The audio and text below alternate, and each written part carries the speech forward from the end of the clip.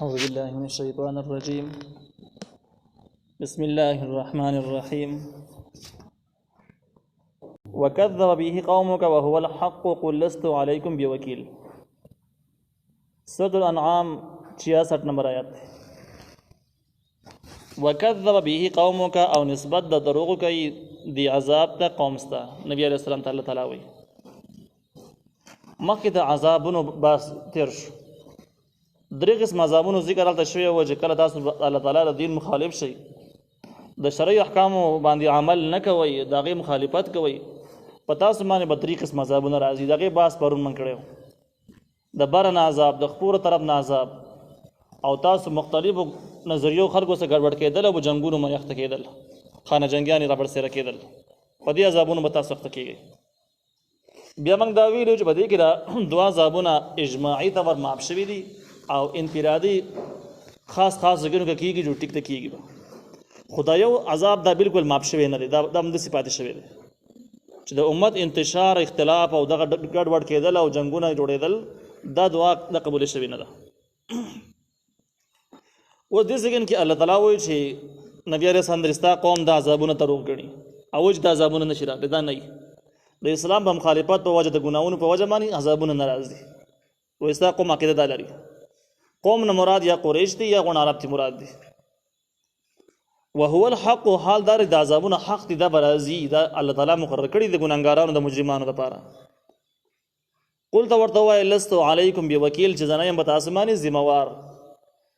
د دې حاصل دا د چې دوی به تاسو کې چې دا عذابونه به کله راځي او دا ولې نه راځي او تیرا ولا نو ورته وای چې لست علیکم بوکیل، زنه يم په تاسو باندې ذمہوار چې د عذابونو پوره تعین د وکم چې په دې وخت باندې برازي او یې ز بخپل باندې راولم. دا کارونه زمانه دي. لكل نبأ مستقر وسوف تعلمون. دا د هغوی د سوال جواب دی، مشرکانو د کافرانو د سوال جواب دی. سوال دار اعتراض دا دی چې کله د ګناهونو د اسلام د دشمنۍ په وجه باندې عذابونه راځي او الله تعالی ته مقرر کړي دي، په موږ باندې قرآن نه غږ پوري او دا خلک خدا کافران خو مړ نه شو، د دنیا نه لا نه ټول.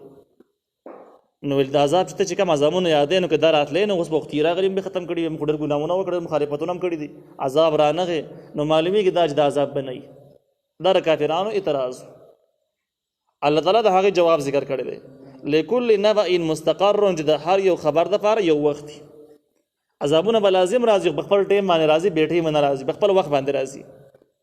وسوف تعلمون، زر چې تاسو به خبر شئ چې عذاب څنګه وي، عذاب نه به خبر شئ.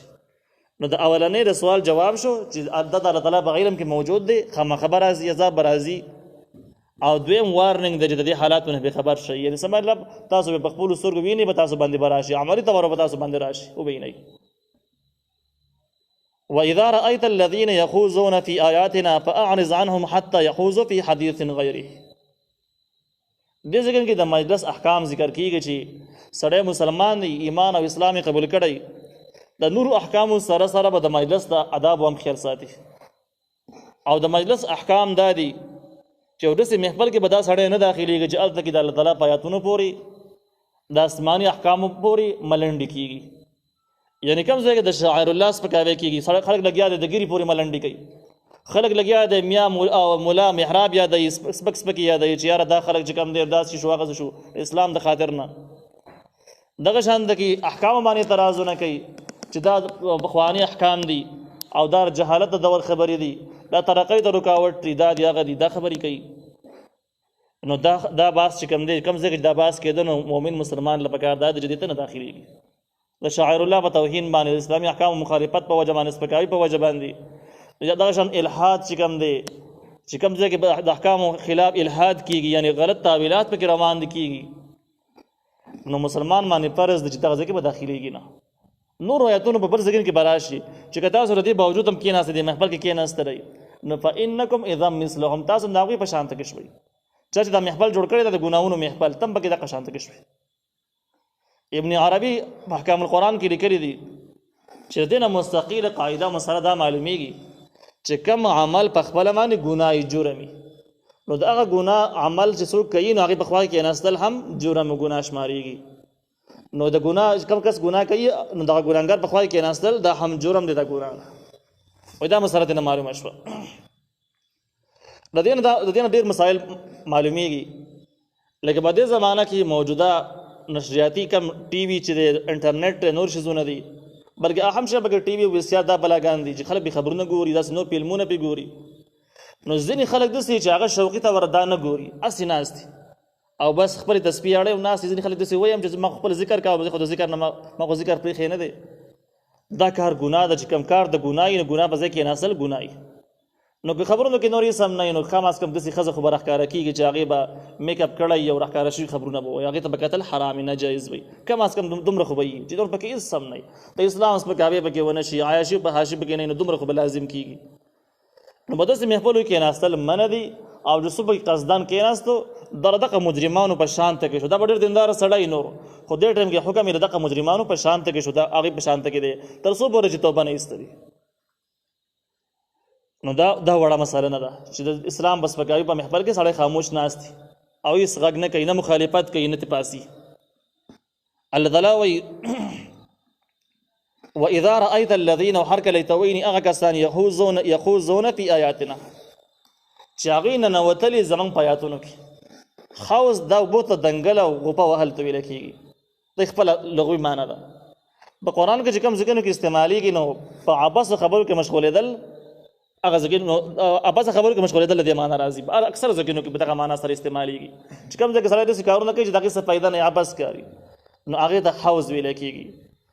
دلته کې یخوضون فی آیاتنا په آیاتونو کې ننوتلو معنی دا ده چې په آسماني احکامو آیاتونو باندې اعتراضونه کوي، په هغې کې عیبونه لټوي چې په دې حکم کې دا نقصان دی، په دې حکم کې دا نقصان دی. دغه عیبونه چې څوک په دین او بشریت کې راوباسي نو د دغه خلکو په خوا کې به نه کښېنئ. فاعرض عنهم د دې نه مخ واړوئ. مخ اړولو دوه طریقې دي، یو دا چې په دغه محفل کې ناست دي او بس دغه خلکو ته شا کړي او ځان له بل څه کار شروع کړي، څه مطالعه پکې شروع کړي، ځان له کتاب پکې وګوري، اذکار پکې کې او دغه خلکو نه مخ واړئ. دا احتمالي معنی دي. دویمه مخ اړولو طریقه دا ده چې بیخي د پاسې کې باغ ته وځي، خو دلته کې مراد دا دویمه معنا ده. ولې دویمه معنا مراد ده؟ ځکه چې وروستني آیاتونه پسې داسې دي چې وَإِمَّا يُنْسِيَنَّكَ الشَّيْطَانُ فَلَا تَقْعُدْ بَعْدَ الذِّكْرِ. که شیطان درنه د خبره یېره کړه چې داسې محفل کې څوک نه کښېني ګناه ده او بیا در یاد شو چې زه خو داسې محفل کې ناست یم، دا محفل خو اسلامي محفل نه دی، نو وایي چې کله در یاد شو نو فَلَا تَقْعُدْ بَعْدَ الذِّكْرِ ته به نه کښېنې وروسته یادېدلو نه، چې در یاد شو نه به کښېنې بیا. دا جمله تایید د دې خبرې کوي چې تش مخ اړولو باندې کار نه کېږي، د دغه محفل نه به بار ته وځي، لرې کېږي، په سریبو ته به لرې کېږي. الله وایي فاعرض عنهم مخ واړوه د دې نه، یعنې پاسه دي حتی یخوض فی حدیث غیره تر دې چې د ننوځي په بله خبره کې، داسې خبره کې نه وځي چې په هغې کې د قرآن سپکاوی نه وي، د احکامو مخالفتونه بېعزتي نه وي، د اسلامي شعایرو سپکاوی پکې نه وي، بیا خیر دی. بیا دغه خلک وي وإما ينسینک الشیطان که ير کړستانه شیطان فلا تقعد ته به نه کښېنې بعد الذکر وروسته د یادېدلو نه مع القوم الظالمین د قوم ظالمانو سره. مع القوم الظالمین کې ابوبکر جساس رحم الله په احکام القرآن کې وایي د دې نه یو مسله مع القوم الظالمین نه دا معلومیږي چې کله یو محفل تا ته پته نه وي د محفل د څه شي دی، ته کېناستې باز شروع شو، بېدینه باز شروع شو، ته به دسې د پاسېږي. خو جو سړی ته تر مخکې نه معلوم دی چې دا ظالم دی.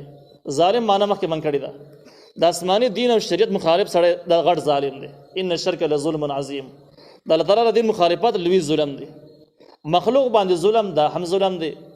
دې سړی ته معلوم دی چې هغه د آسماني دین مخالف دی، د شریعت مخالف دی، د مسلمانانو مخالف دی، اسلامي عقیدې او د اسلامي اخلاقو مخالف دی.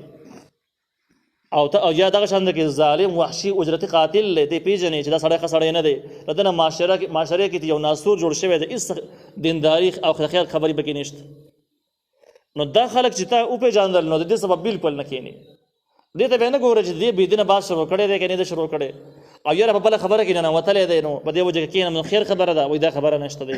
ظالم چې دې معلوم کړو نو ظالم سبب بالکل نه کښېني، که هر باز چې ښې خبرې کې هم نه به کښېني، که بدې خبرې کې هم نه به کښېني، ځکه ظالمان ډېر چالاکه خلک همي او د خلکو ته رسول دپاره ډېرې ښې منصوبې جوړوي، ډېر ښه الفاظ استعمالوي، د بزرګانو شکلونه هم اختیاروي. بیا نو ابوبکر جساس رحمه الله فرمایي چې د ظالم چې د کله معلوم کو د هغې څه تش کېناستل چې ښې خبرې کوي نه هم ګناه د جرم دی، بیخي به ورسره نه کښېني.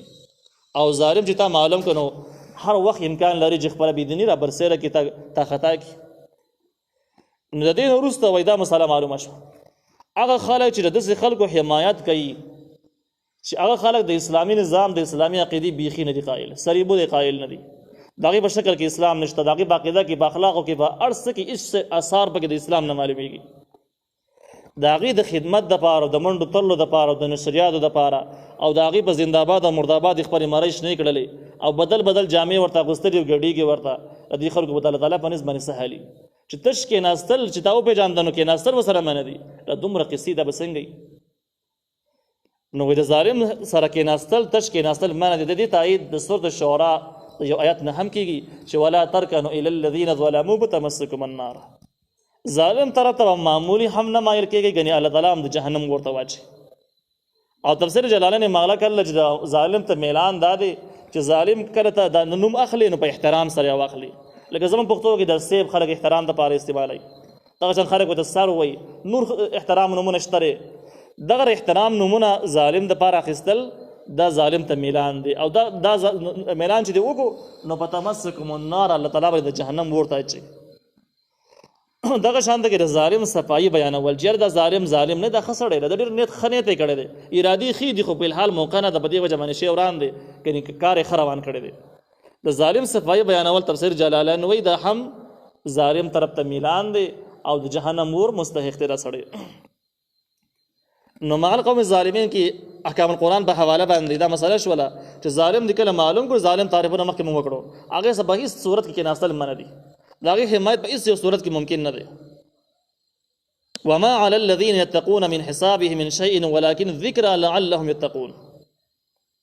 وما على الذين او نشتر په هغه کسانو باندې یتقون چې د الله نه یریږي، من حسابهم حساب د مشرکانو، حساب د ظالمانو، من شيء نشته شی، ولكن ذکر لعلهم يتقون، لیکن دې باندې نصیحت کول دې لپاره چې د ظالمان خپل ظلم نه راواپس شي، یتقون پرهیزګاري اختیار کړي.